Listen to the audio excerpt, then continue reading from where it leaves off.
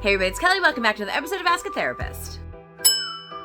If you watched the video from last week, not essential to watch it, but if you did watch it, you heard me talk about religious trauma and therapy in the form of the question, do I need a therapist to heal from religious trauma? My short answer was no. Want to hear more about that? Check out the video. So today I'm going to give you 5 ways that you can start working on your trauma if you do not have access to therapy. Let's put a caveat out there. I am a therapist. I'm an advocate of therapy. I also am very aware of the harm done to many people by people who pose themselves as therapists, as counselors, and in reality use that time to push their own agendas and their own opinions on people. Since my video last week, I have had so many comments, emails, Twitter messages, Instagram messages, people reaching out to tell their stories about how they felt taken advantage of and taken for granted by a therapist.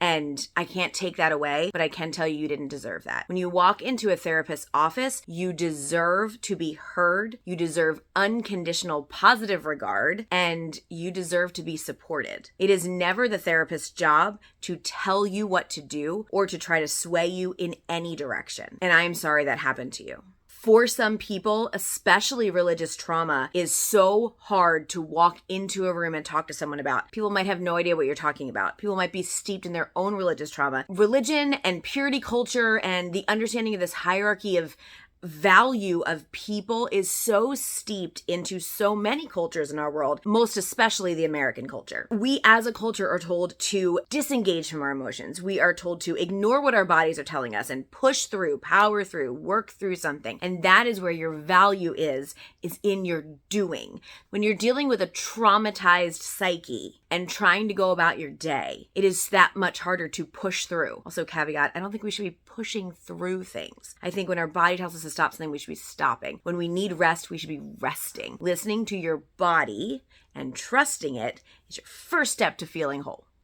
So the purpose of these 5 things is not to say, here you go, do this, and you will be healed. That's not for me to say. You're on your own journey, and these are 5 things that could potentially, some of them likely, statistically, help you to get your mind into a better place. What you do with that is up to you. The first one is accepting the right support. There's a lot of pieces of that. We're going to start with accepting the support. You need to be aware that there's something going on with you that is harming your ability to live your life in the way that you need to be living it. There is something that's holding you back in relationships. There's something that's causing you to be confrontational in interactions with authority figures. You're not finding satisfaction in your job, and you're able to sort of dig into those emotions and figure out where the root of that, and when you discover that the root of that comes from a religious trauma experience or experiences, accepting that there was harm done to you has to be the first thing. Because when you accept that there was harm done to you and that you weren't at fault for it, then you are more open to accepting the connection and support from other people. Because what I will tell you is, while it feels easier and feels cleaner to say, I'm going to go it alone and I'm going to do this myself because I'm the only one I can count on, I can tell you that statistically, that is the least likely thing to help you to actually recover from your trauma. It might feel good to stuff it down and ignore it, and that might be the phase that you're in your life.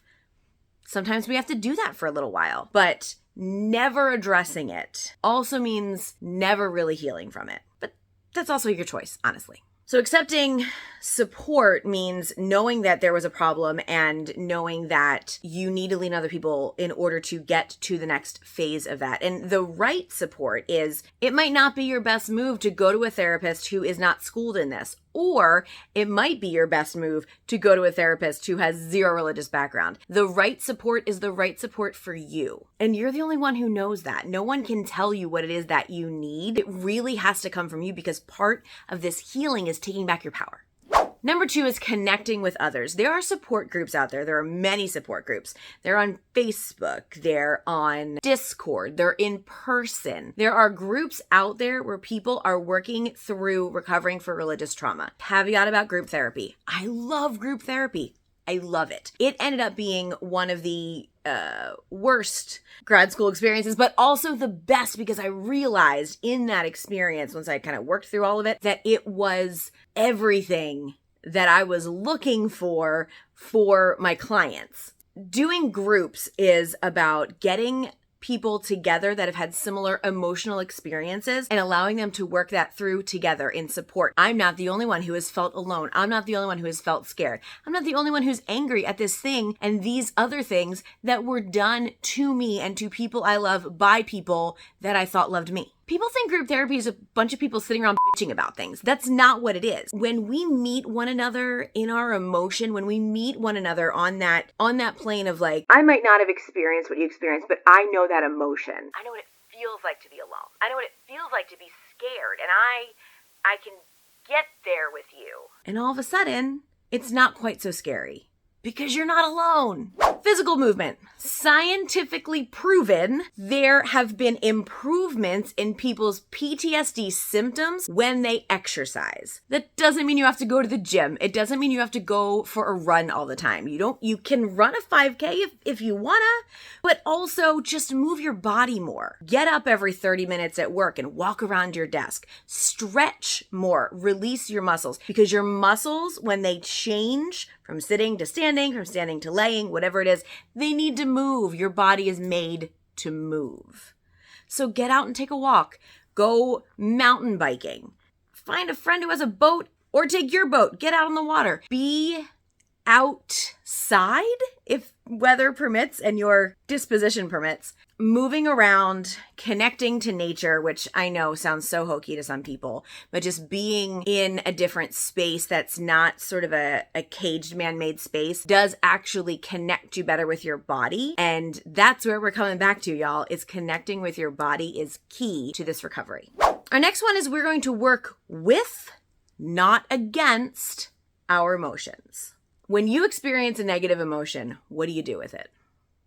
Do you let yourself feel it?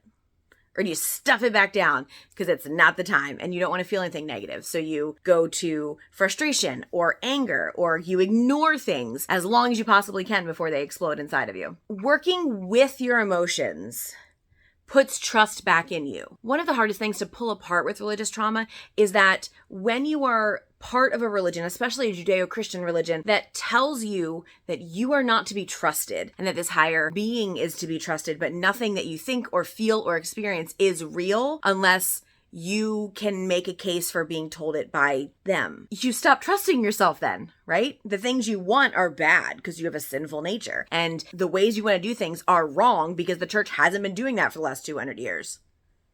Oh, maybe that's just me and the UMC.